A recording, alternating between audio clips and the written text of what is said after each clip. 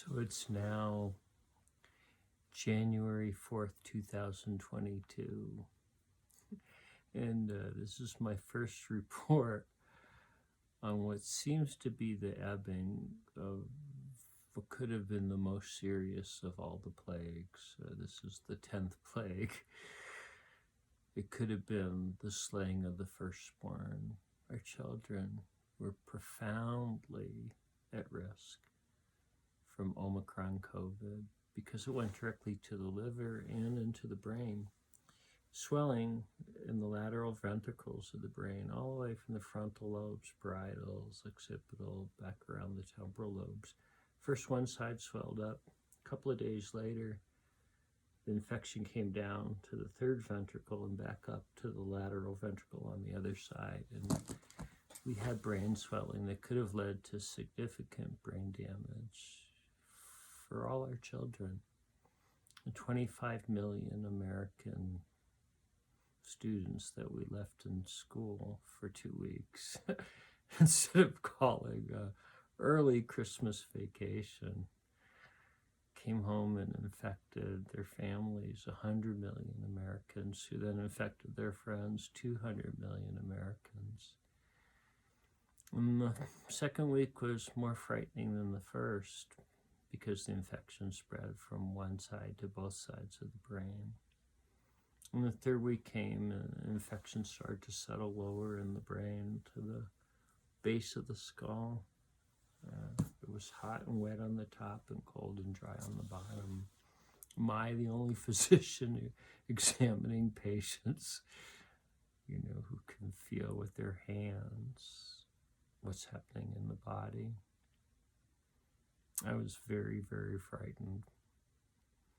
I wrote the Surgeon General, Dr. Marty. I wrote the head of the Center for Disease Control.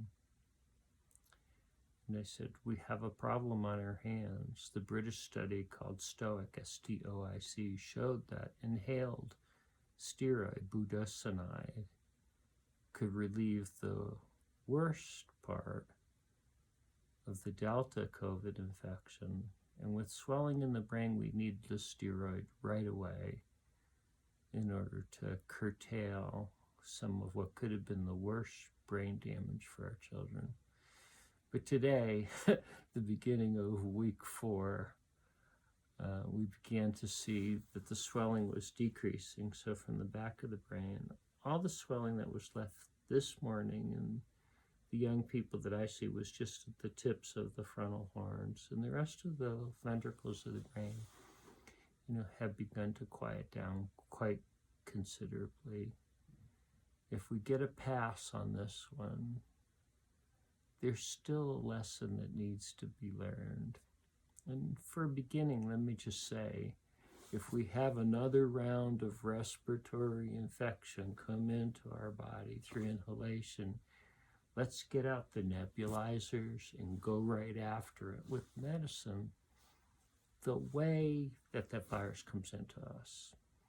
For 2 years, I've been pondering, how do we wash the nose, inside and outside, the back of the throat, the lungs? And a nebulizer that creates mist using normal saline is a way that we can actually protect ourselves from the next round of COVID or the next respiratory aggressive virus that comes out of us. Everyone should have a little mist-making machine. And whether we use budesonide, as England showed, to be protective, or any other medicine, it's important that we have a way to maintain hygiene after potential exposure. All the kids coming home from school could have put on their nebulizer for 2 minutes with a little bit of saline salt water and protected themselves and the rest of their families and the rest of the country from getting sick. But we didn't think nebulizer.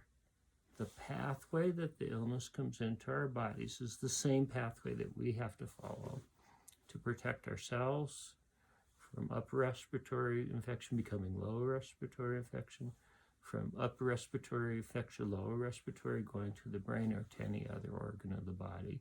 Let's learn the lesson of the nebulizer. We have a tool